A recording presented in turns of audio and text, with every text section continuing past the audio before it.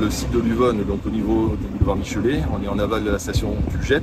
On a donc une partie de l'Uvonne qui est à sec, puisque les eaux sont détournées en amont, sont dégrillées, donc débarrassées de tout leur contenu polluant, notamment les macrodéchets, avant d'être rejetés à la mer.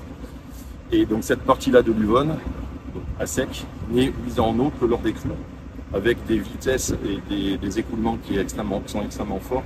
Et donc l'impact que l'on peut avoir sur ce tronçon-là, ce sont des dépôts qui peuvent se former, qui se forment d'ailleurs tous les ans sous le pont Michelet qui est derrière moi.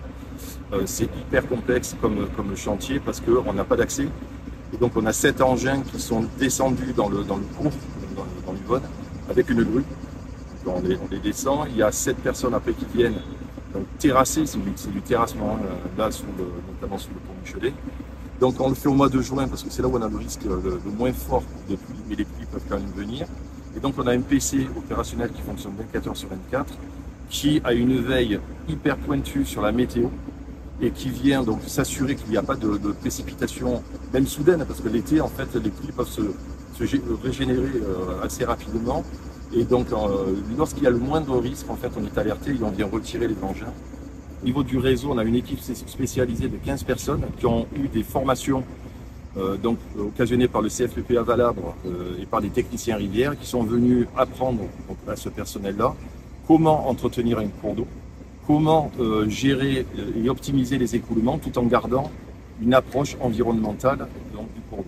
Quand je dis approche environnementale, c'est déjà une lutte contre les espèces invasives, c'est le développement des espèces autochtones qui ont un rôle hyper important dans les structures et dans la vie en fait du cours d'eau. Ce sont des interventions qui sont extrêmement complexes à réaliser puisqu'on doit garder un œil sur la finalité de ne pas avoir des risques d'inondation pour le particulier tout en gardant un aspect environnemental.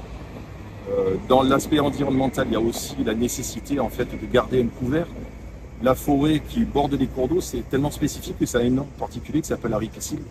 Et donc cette ripisylve-là, elle a un rôle hyper important en termes d'équilibre, donc sur les structures, je l'ai dit, mais aussi sur la biodiversité et les populations animales qui y vivent. Tout est lié. La température de l'eau est liée à la couverture donc des arbres qui sont en bordure sur lesquels on doit intervenir. Ça influe sur l'oxygène dissous, ça va influer sur les espèces qui vont être présentes dans les cours d'eau et qui vont être l'origine de toute la chaîne alimentaire que l'on va pouvoir voir se développer dans les cours d'eau marseillais.